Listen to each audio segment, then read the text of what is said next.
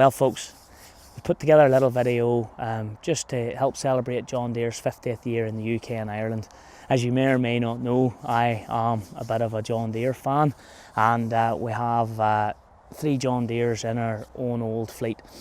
We've gathered up a couple of other John Deeres to represent our favourite tractors that John Deere have made. And we started off with our baby donkey, the 3650. I mean, John Deere fans are very fond of this tractor. 6-cylinder turbo, she's got the big pump in her. Then we go to the very infamous 4755. They got the first title donkey that we used in one of our previous DVDs. 190 odd horsepower. These tractors are meant to be full power shift gearbox, and an American built tractor designed for that market. Then you go from the 55 series to the 00 series. This was revolutionary for John Deere, single frame chassis, and we've got an example here of a 6400, an absolute pocket rocket, one of the best tractors ever made. But we move on now to what I consider, in my world, the best tractor ever built and produced, and we're very lucky to have one. An 03 common rail left-hand reverser 7810, 8.1 Waterloo engine, absolutely mint. I think John Deere perfected it with this tractor. Absolutely love this baby here, and you'll have seen her in a lot of videos and stuff. Then we moved from the 10 series into the 20 series, and we pulled in a couple of tractors for me, Gamble and Sons. The 6920S again, common rail, great tractor. The early ones had a few iffies, but 100%. Then we've a 6930 standard tractor that Eddie also uses. A great powerhouse for the job of carting and moving trailers and that about. You also got the premium models. And then we move on to the new R series, the current 6145 R here from DJ Mackay's. Now, I spent a couple of hours myself in this tractor on Saturday there, and I have to say the level of comfort in this tractor is absolutely awesome. So that's our little line up here that we have for this video. We hope you enjoy what we've done with this here. We're looking at choppers, some of the older stuff right up to some of the modern stuff. Thanks very much for watching.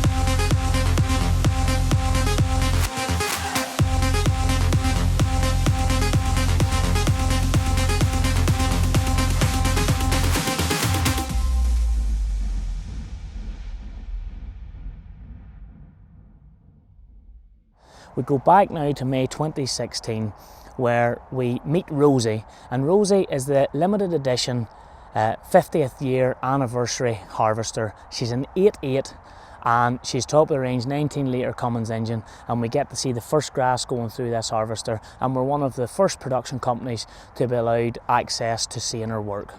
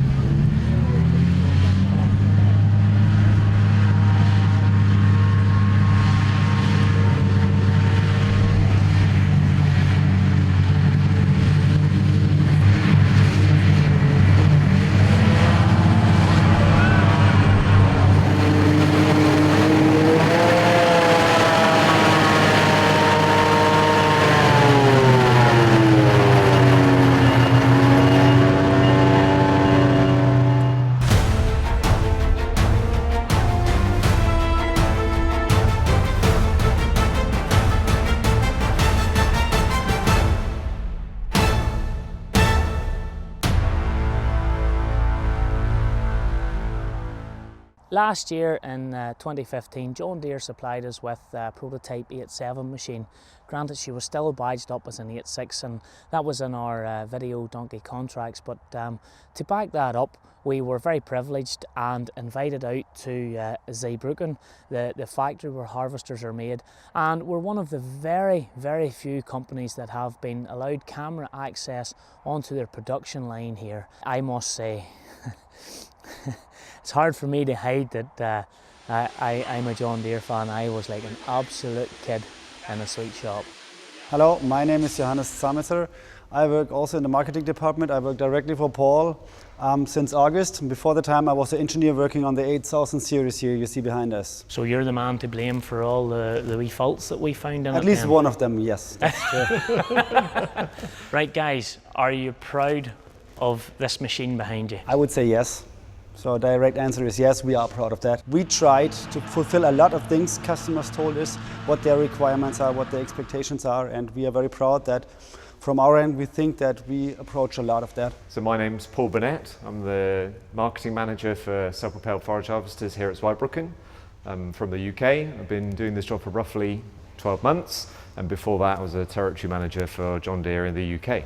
And do you believe you have got the market captured for everyone, Paul, or is there still work to do? We think we've got a fantastic machine today, and I can only build on Johannes's points. We're extremely proud of what the factory has achieved. So we've taken the old machine and we've kept the best and changed the rest, so we say, and we have a machine that the factory as a whole, so employees, all the people you've seen this morning making the machine, are very, very proud of. How much of this 8000 or X8, as you refer to it, is the same as the X7 or the 7000 series machine? It's a completely new concept, and when we say that we kept the best and changed the rest, in terms of components, as we said on the tour, probably the blower or the accelerator is really the only thing that is physically the same, apart from the shaft it's running on, but everything else has changed. And when we said keep the best, we're talking about the concept, so multi-knife cutter heads, 4 feed rolls, the way that we process the crop, so kernel star 2, the sawtooth processor, all those kind of things, we're keeping the same concept. But in terms of the functionality of the machine, everything is different. Even the wheels and tires are different, right? We kept the concepts, but we have less than 15% of same parts, or 20%, which would be screws, and parts like this would be counted as well. So this is really a complete new designed machine. That's what it is. And we just stayed on a few concepts, like also the lengthwise engine. We are convinced that this is the right concept in terms of cooling and compact machine and visibility and all that. But the rest is really completely new designed and new developed and tested nearly all around the globe. Now, just taking a quick look around the machine, we see you're still working with the Kemper Header. I understand John Deere and Kemper, and I get that. I'm not here to start a political row, but Kemper Headers, we would typically say, are weak and are not very strong. Have you done anything to make the header better? This header is completely new. So the 8000 series, okay, it looks very similar, but we have different drive. So dual drive header, hydraulically driven auger that's perfectly synced to the length of cut, which is something that we didn't have before because we had a geared transmission.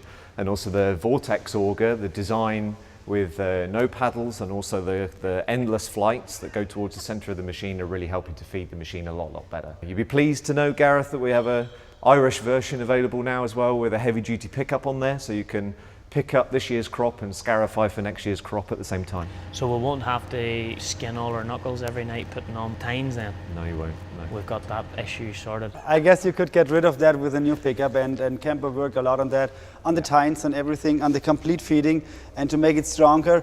And really, this pickup, together with the new drive system, allows you to drive against the engine in grass, not against the slip clutch on the header. So this is really new, I would say, in the complete business. And I guess together with Kemper, we developed a pretty good package.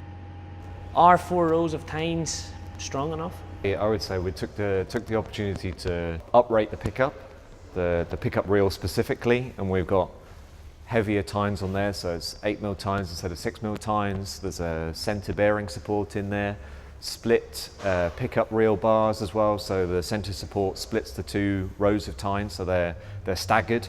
And if we took the opportunity to redesign all of that, and we felt that 4 rows of tines wasn't enough, then we would have put 5 on there. So yeah, that kind of answers that. Have you ever looked at camless?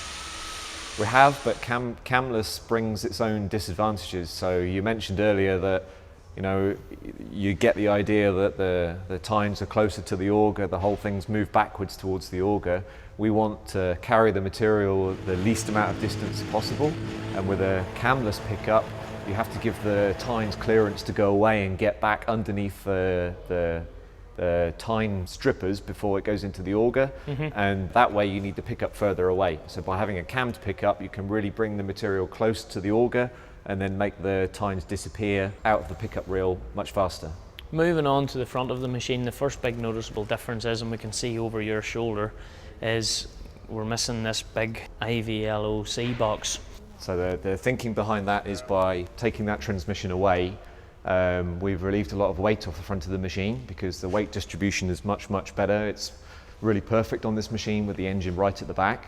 And the LOC transmission that we have now on the other side is cast aluminium. So it looks heavy, but it's very light. It's dry sumped as well, so it's very efficient. And by taking that transmission away here, we've also allowed the ability to fit larger tyres. So we can pull the cutter head back, feed rolls back towards the front of the machine, get the weight balance better, and we can also fit larger diameter tyres on, because the shape of that transmission was limiting us before. And into our feed rollers and our kidney gearbox, and moving on back towards the cylinder, has there been many changes there? So when starting here, now we are actuating completely hydraulic, the feeding system, so that changed. In the past we did that mechanically. There are advantages and disadvantages for sure. The advantage of the IVLOC always was the efficiency, but we won again by doing a synchronization between header and feeding system. You know, in the past you always had issues matching the right header speed to the right length LOC. This is now completely controlled automatically in auto mode. You can still adjust a little bit more aggressive and less aggressive, but this ensures, let's say, a more equal and more efficient feeding, so you can really push against the engine. And this is, let's say, the overall concept is offering more efficiency than just a single gearbox. And the second thing, by splitting up all the drives, that was really the key to do all that synchronization. We split up, the drum itself is driven mechanically by the pulley, by the main belt.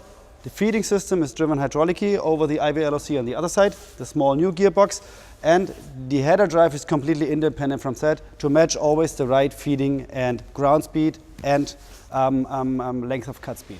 So one of the things I have to say that I noticed in some of the machines I seen last year, and I think the worst that I seen for it was actually the 8.6 that was doing the tour around the UK. There was a lot of banging from the feed rollers. Have you made any measures to try and compensate that? So for 2016, customers will be able to order the machine with hydraulic feed roll dampening. That's really an improvement in performance in the machine in long length of chop. And the reason it's an improvement is because when the feed roll speed gets higher, the velocity of the feed rolls moving gets more violent, so the speed is much higher, and to really stabilize the movement and make the crop mat as consistent as we can going into the cutter head, then we use a hydraulic dampening system there. So and that's also tied to stone detection. So basically, to all UK and Irish dealers, order them in with the hydraulic feed roll dampening, please. Good man. If you're cutting short and your feeding system is running slower, so that means you don't have all that humps and that bumping. So Yeah. you probably don't need that. But once you're cutting long and very long and you're really speeding the feeding system to the maximum, and then you get more sensitive to that banging, and then is when we recommend to use the dampening system. But you also need to remember that when you say long length of chop, you know, a lot of your guys would be running with half a set of knives, even 3/4 of a set of knives, and the less knives you have, obviously your feed roll speed then comes down. So if your feed roll speed is half what it was with a full set of knives, then that option may not be relevant. That's why it's important to understand what the guy's going to do with the machine.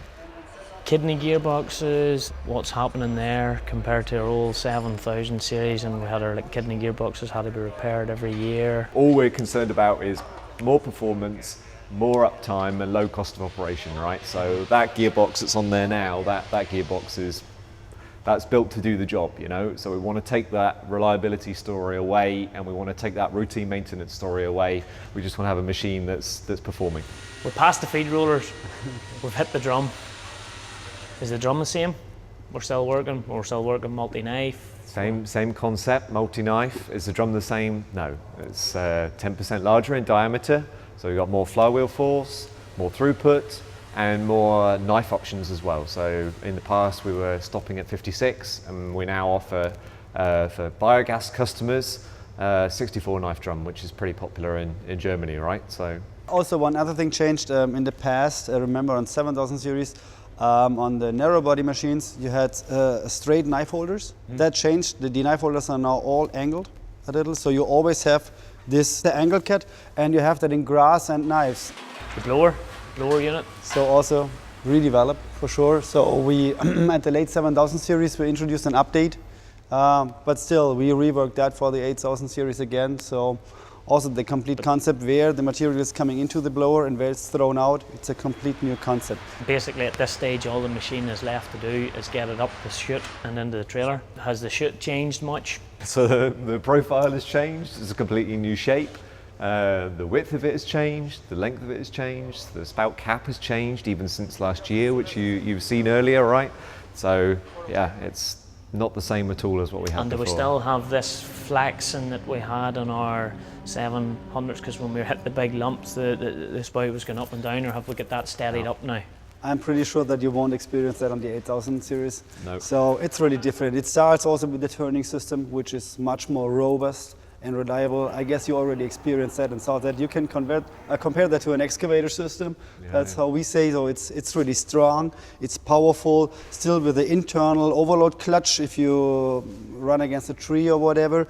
And yeah, it's completely reworked with a complete transmission. And coming from the header right back through the system, are you finding that you are getting all the benefits coming out the end of the chute now with regards to the blow? I think, yeah, the end result is definitely better, and a good way of gauging that is on the 7000, you know, on the side of the blower housing you have the air intake, and we in certain conditions we suggested that customers had to close the hole off to draw more air through the cutter head, and then in other conditions open the hole up to allow air in the side of the blower, and we don't need that now. So we have a very stable fixed system. To me, I think even back home, 8.4 would be pretty much the standard machine, probably one of the most popular. Would you anticipate that this would be one of the most popular selling models, narrow body?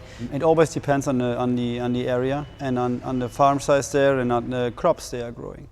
That's what I would say. If you go to large farmers in the US, they want the wide body machines. If you go to smaller farms in Southern Europe, you would see more of the small machines. If you go to Central Europe, where we are, you would see a lot of machines between 8.4 and 8.8. You would find everything, you know, and it really depends. And you see tendencies in the market that it's still growing to higher horsepower levels.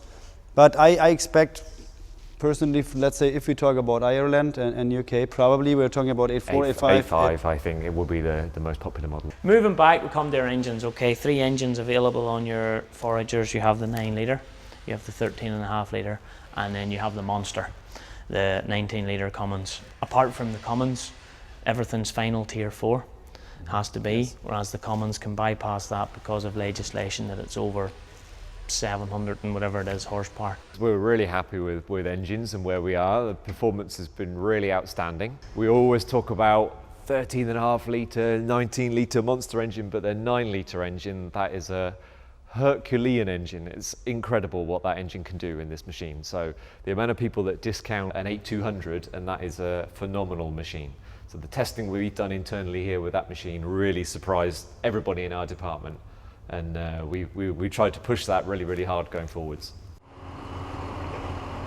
I didn't want you all thinking I was being completely biased, because you know that I'm a big fan of John Deere. So we caught up with a local contractor, DJ Mackay and Sons. We caught up with his son James, and Mackay's weren't always green, and we asked them about why they changed to John Deere as a main brand and what their future plans are with John Deere going forward. How long has the Mackay family been contracting, James?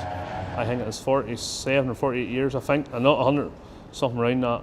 And you haven't always been John Deere, so No. when did the love affair with John Deere start? I started in 09.